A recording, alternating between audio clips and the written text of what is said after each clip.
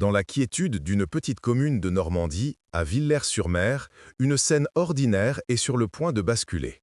Nous sommes le 15 mars 2007. Il est environ 16h30. Léo, un petit garçon de 6 ans, aux cheveux blonds et au regard curieux, est assis au sol dans le salon familial. Des feutres de toutes les couleurs sont éparpillés autour de lui. Dans la cuisine adjacente, sa mère, Sophie, prépare le goûter. Elle jette un œil attendri sur son fils, absorbé par son œuvre. Mais le dessin que Léo est en train d'achever n'a rien d'enfantin. Il ne représente ni une maison, ni un animal, ni une voiture. Il représente 2 tours immenses, 2 rectangles gris qui s'élancent vers le ciel. D'une de ces tours s'échappe une fumée noire et épaisse, dessinée avec une application troublante. Léo se tourne alors vers sa mère. Son visage est parfaitement calme. Il pointe un petit doigt vers l'une des tours fumantes et dit, avec une voix claire et posée, « Maman, c'est là que mon bureau sentait la fumée. J'ai dû sauter. » Sophie reste figée, le couteau à la main. Le bruit de la vie s'est arrêté. Ces mots, impossibles dans la bouche d'un enfant né en 2001, 6 ans après les faits, sont le point de départ d'une histoire qui va ébranler les certitudes de sa famille et attirer l'attention de spécialistes. Accrochez-vous bien, car un détail final, qui sera découvert bien plus tard, rendra cette affaire absolument inoubliable. Nous allons explorer chaque étape de cette histoire, en nous basant sur les témoignages et les faits, car la vérité est parfois plus étrange que n'importe quelle fiction. Jusqu'à ce jour de mars, la vie de Léo était celle de tous les enfants de son âge. L'école maternelle de Villers-sur-Mer, les jeux dans le jardin avec son père, Martin, les histoires que sa mère lui lisait le soir avant de dormir. Un quotidien paisible, rythmé par les marées de la Côte Fleurie. Rien, absolument rien ne le distinguait de ses camarades. C'était un enfant joyeux, sociable, sans histoire. C'est précisément cette normalité qui rend la suite des événements si déconcertante. Car après cette première déclaration, prononcée avec le naturel d'un enfant qui commente la météo, d'autres signes étranges ont commencé à apparaître. Sophie et Martin ont d'abord tenté de ne pas y prêter attention. Une phrase attrapée à la télévision, une imagination fertile, les explications rationnelles ne manquaient pas. Pourtant, quelques nuits plus tard, Léo se réveille en hurlant. Ses parents se précipitent dans sa chambre, s'attendant à devoir chasser un monstre caché sous le lit ou dans le placard. Mais Léo ne parle pas de monstre. En larmes, blotti dans les bras de son père, il tente d'expliquer ce qu'il terrifie. Ses mots sont confus, hachés par les sanglots, mais ils sont d'une précision glaçante. Il ne parle pas d'obscurité ou de créatures fantastiques. Il parle, selon ses propres termes, du bruit du métal qui grince. Un bruit assourdissant, dit-il. Il parle aussi d'une très grande chaleur au visage, comme s'il était trop près d'un feu immense.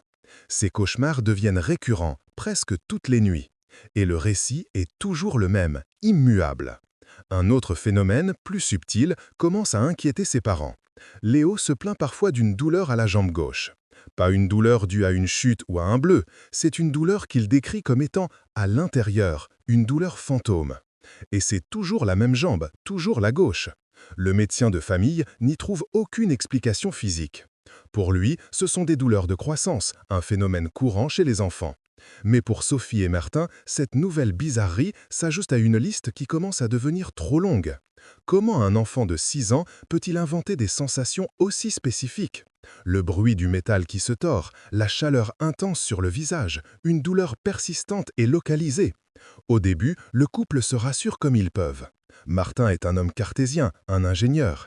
Il est convaincu que leur fils a dû voir un reportage sur les attentats du 11 septembre. Après tout, les images ont tourné en boucle sur toutes les chaînes pendant des années. Un enfant est une éponge, il absorbe tout, même sans en comprendre le sens. C'est l'explication la plus logique, la plus simple. Mais une question les hante. Si Léo ne fait que répéter des choses vues à la télévision, comment expliquer la nature de ses souvenirs? Il ne dit pas « j'ai vu un avion » ou « j'ai vu une tour tomber ». Il dit « mon bureau ». Il utilise la première personne. Il ne raconte pas une histoire qu'il a vue, il raconte une histoire qu'il semble avoir vécue.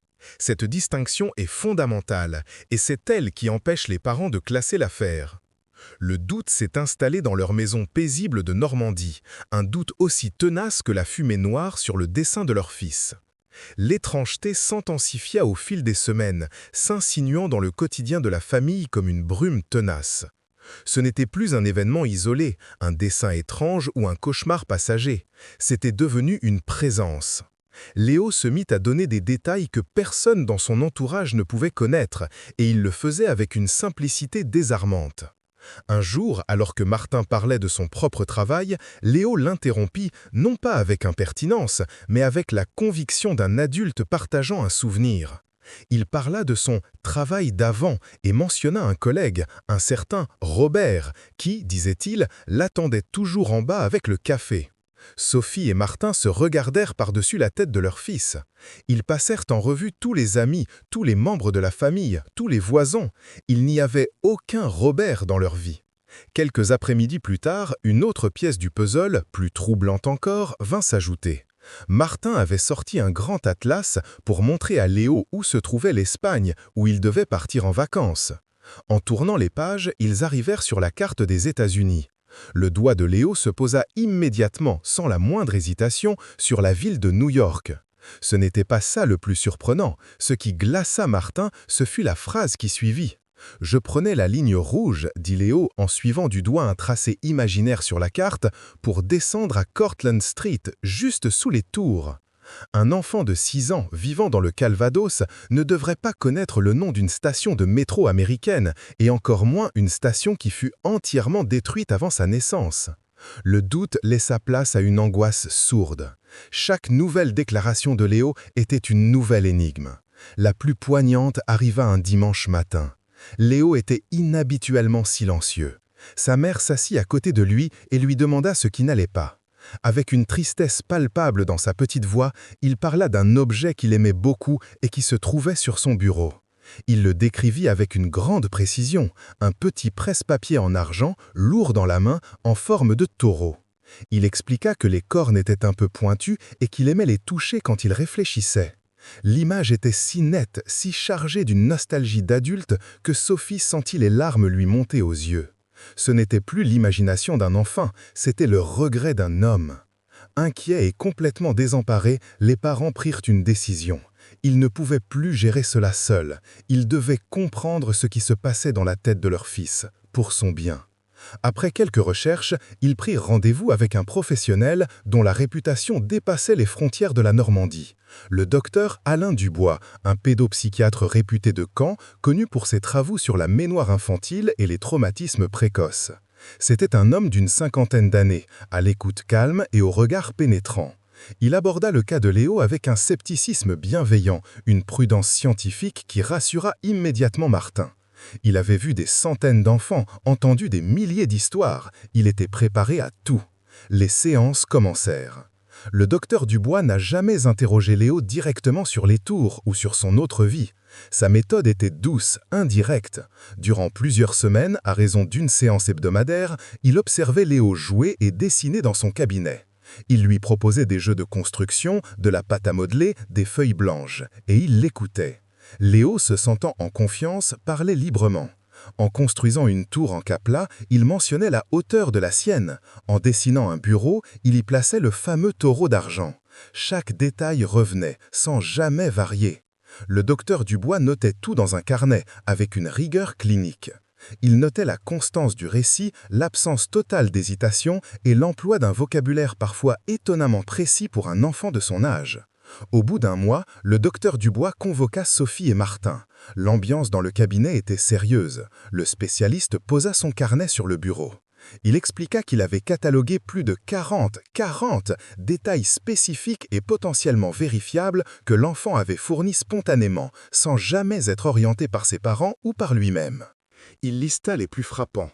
Le nom de Robert, la station de métro Cortlandt Street, le presse-papier, mais aussi des détails plus fins, comme l'odeur du café le matin, le type de moquette dans le bureau ou la vue qu'il avait depuis sa fenêtre. Puis, il regarda les parents droit dans les yeux et prononça la phrase qui allait tout changer. Le spécialiste était formel, il ne s'agissait pas d'une fabulation classique. L'imagination d'un enfant est généralement chaotique, elle se contredit, elle évolue. Le récit de Léo, lui, était d'une cohérence et d'une persistance absolument inhabituelles. Le docteur Dubois admit qu'il n'avait pas d'explication, mais il pouvait affirmer une chose. Léo était convaincu de la réalité de ses souvenirs. Pour lui, ce n'était pas une histoire, c'était sa vérité. Cette vérité, si c'en était une, était plus terrifiante que n'importe quelle maladie infantile.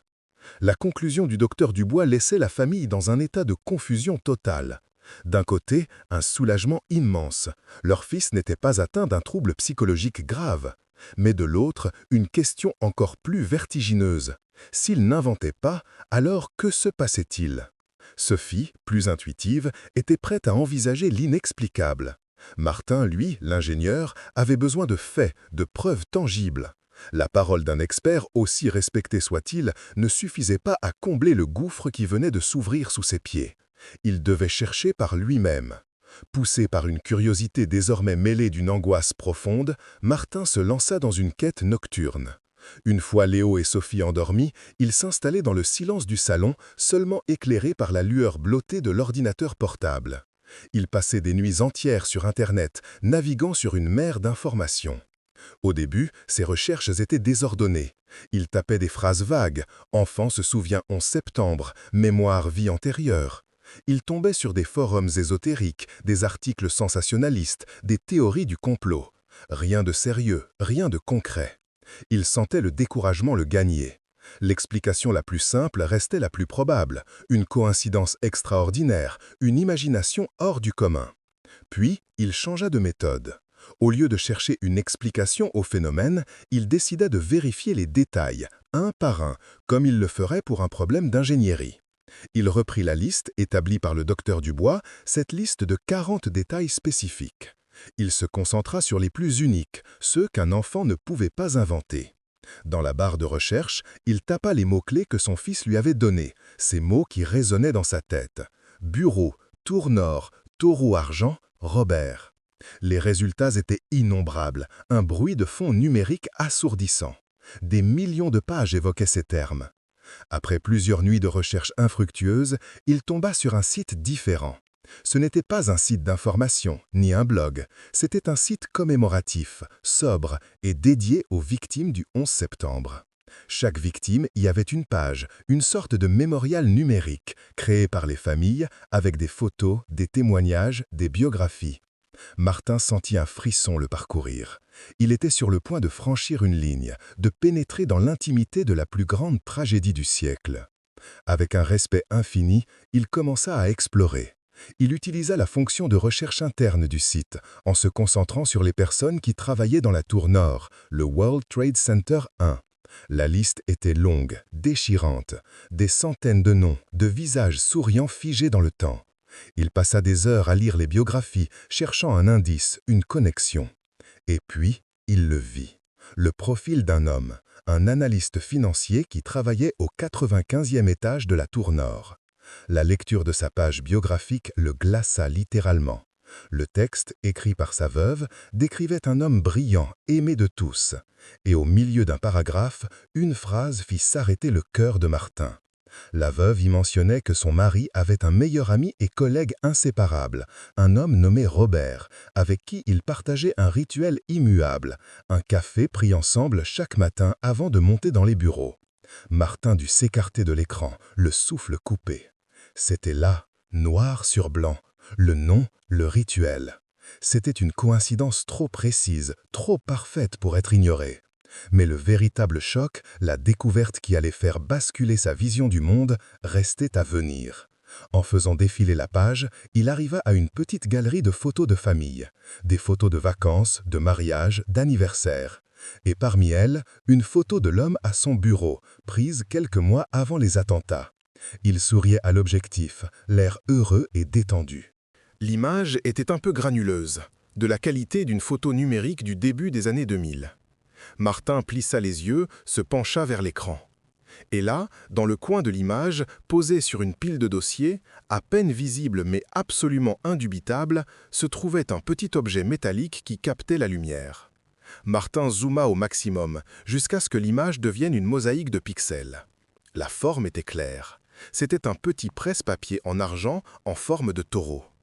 Cette découverte fut bien plus qu'une simple confirmation. C'était la première reviravolta de cette histoire, le moment où tout a changé.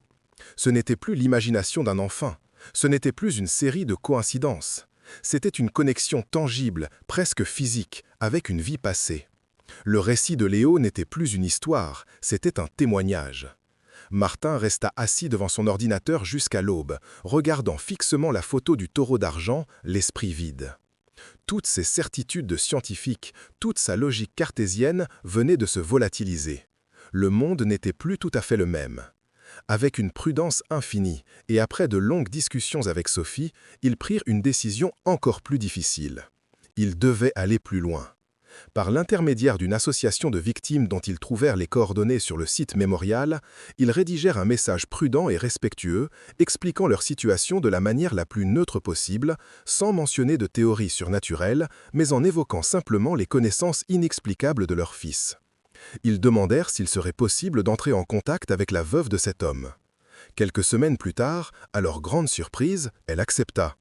La conversation fut organisée par visioconférence, une technologie encore balbutiante en 2007, ce qui ajoutait une distance solennelle à l'échange. De part et d'autre de l'Atlantique, deux familles que tout séparait se retrouvaient unies par une histoire impossible. Sophie et Martin étaient dans leur salon en Normandie, le cœur battant. La veuve, une femme d'une dignité immense nommée Hélène pour préserver son anonymat, était chez elle, à New York. La conversation, menée avec une pudeur et un respect infini, commença par des généralités. Mais très vite, Hélène, intriguée par la démarche de cette famille française, posa des questions. Avec une prudence infinie, Sophie lui raconta certains détails que Léo avait donnés, sans jamais mentionner l'idée d'une vie antérieure. Elle parla du nom Robert, du rituel du café et du fameux presse-papier en forme de taureau. Un long silence s'installa. Hélène ferma les yeux un instant, comme pour se replonger dans un passé douloureux. Puis elle confirma. Oui, Robert était son meilleur ami, son confident au bureau. Oui, le café du matin était leur tradition sacrée. Et le presse-papier, elle esquissa un faible sourire triste. C'était un cadeau qu'elle lui avait fait pour son anniversaire. Il l'adorait. Chaque détail était exact. La conversation se poursuivit, et Hélène, se sentant en confiance, confirma plusieurs autres éléments de la vie de son mari que Léo avait décrits au docteur Dubois. Des choses intimes qui n'étaient écrites nulle part. Sa façon de taper nerveusement sur son bureau avec un stylo, son amour pour un certain type de musique jazz qu'il écoutait au casque pour se concentrer. Pour Martin et Sophie, c'était un vertige. La preuve était là, vivante, de l'autre côté de l'écran. Puis vint le moment le plus difficile. Martin prit la parole, la voix tremblante. Il expliqua que la première chose que Léo avait dite, la phrase qui avait tout déclenché, concernait les derniers instants. Il rapporta les mots de son fils. « J'ai dû sauter ». Il vit le visage d'Hélène se figer. Son expression changea. La douceur fit place à une confusion, puis à une fermeté attristée. Elle secoua la tête lentement. « Non », dit-elle d'une voix claire, « c'est impossible. Mon mari n'a pas sauté. » Un élément crucial, le plus marquant de tous, venait de s'effondrer. Hélène expliqua, avec une précision clinique qui traduisait une douleur maintes fois ressassée, que le corps de son mari avait été identifié dans les décombres de la tour nord des mois après la tragédie. Les expertises avaient été formelles. Il était resté dans son bureau, au 95e étage, jusqu'à l'effondrement final de la structure. Un nouveau mystère, plus profond et plus déroutant encore, venait de naître.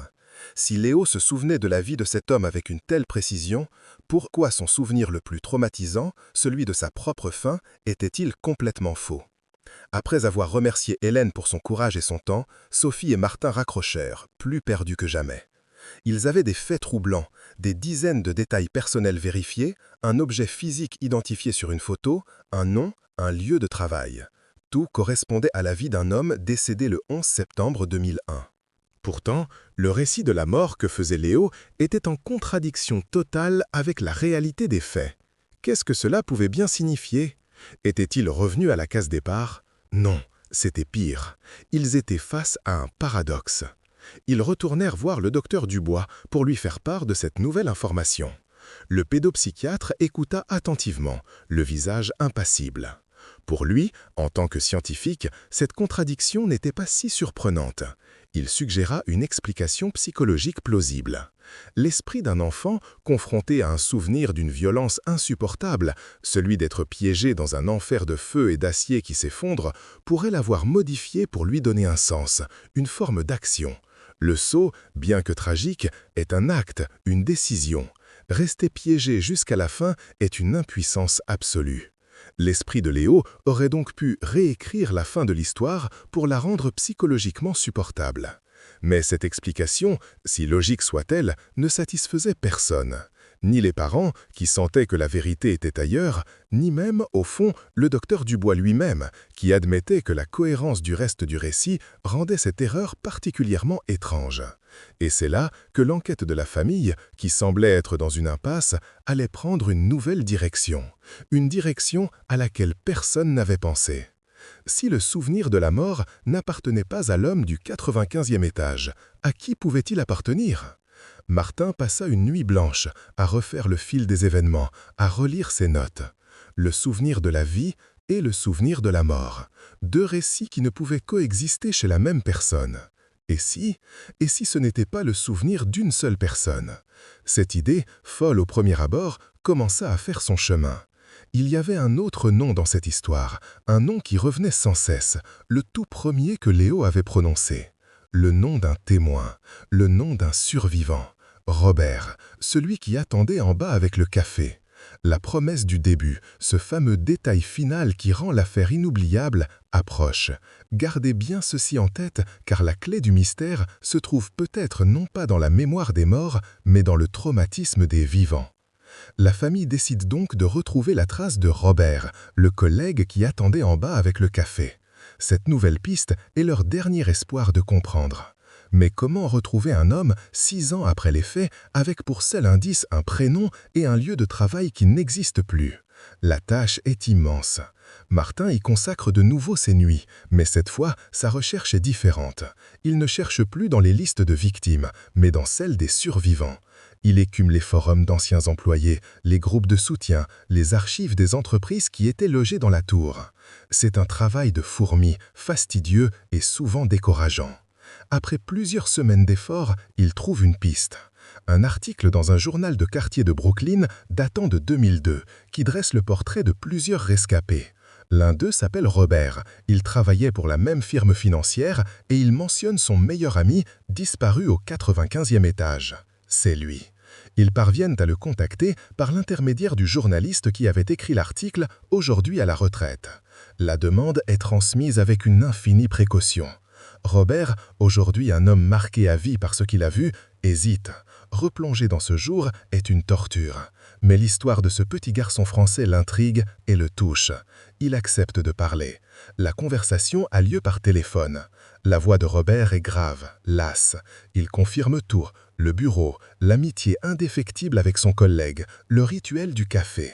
Il se souvient même avec une précision émouvante du presse-papier en forme de taureau, se rappelant en avoir plaisanté la veille de la tragédie. Chaque détail de la vie de Léo est validé, une fois de plus. Puis, Martin, le cœur serré, lui demande de raconter ce qu'il a vécu ce matin-là, le 11 septembre 2001. Un long silence s'installe à l'autre bout du fil. Puis Robert raconte. Il attendait bien son ami en bas, comme tous les matins, près de l'entrée principale, le café à la main. Il a entendu un bruit assourdissant, a levé les yeux et a vu l'impensable. Le premier avion percutant la tour nord, exactement là où se trouvaient les bureaux de son entreprise. Il a tout vu, l'impact, la fumée, et puis l'horreur absolue, l'image qui hante ses nuits depuis des années, celle des gens qui, pris au piège par les flammes et la fumée, ont commencé à sauter dans le vide.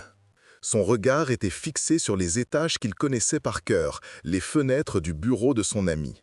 La mémoire de Léo n'était pas celle d'un seul homme. Elle semblait être un entrelacement impossible de deux destins. La vie de celui qui était en haut et le traumatisme insoutenable de celui qui regardait impuissant d'en bas. Et voici le paiement, le détail final qui donne le frisson et qui boucle cette histoire incroyable. Martin, sentant qu'il tenait la clé, ne s'arrêta pas là. Il voulait une dernière preuve, une confirmation objective. En fouillant de manière obsessionnelle dans des archives en ligne de chaînes de télévision new-yorkaises, il découvrit une courte interview de Robert. Elle avait été filmée quelques jours seulement après les attentats, dans un parc près de Ground Zero. Le visage de Robert est alors celui d'un homme brisé, ravagé par le chagrin et le choc. Le journaliste lui demande ce qu'il a ressenti. Et Robert, les yeux perdus dans le vide, prononce une phrase qui résonne étrangement, terriblement, avec les tout premiers mots de Léo. Il dit au journaliste « J'ai vu les fenêtres de son bureau, j'ai vu des gens tomber, c'est comme si j'avais sauté avec eux, c'est comme si j'étais mort moi aussi ». La phrase de Léo « J'ai dû sauter » n'était donc peut-être pas le souvenir d'une action physique, c'était l'écho incroyablement puissant transmis à travers le temps et l'espace du traumatisme, de l'empathie et de la culpabilité d'un survivant. Une connexion que personne, pas même le docteur Dubois, ne peut expliquer. Par respect pour toutes les personnes impliquées dont la vie a été bouleversée par cette tragédie et par cette histoire, tous les noms ont été modifiés. L'histoire de Léo soulève des questions profondes sur la nature de la mémoire, sur la force de l'empathie et sur les liens invisibles qui nous unissent les uns aux autres bien au-delà de la compréhension. Si des récits comme celui-ci qui explorent les mystères de la conscience humaine vous intéressent et vous touchent, alors je vous invite à vous abonner à notre chaîne pour ne pas manquer nos prochaines enquêtes. N'hésitez pas à partager vos réflexions dans les commentaires avec le respect que ce sujet impose. Merci de nous avoir suivis jusqu'au bout.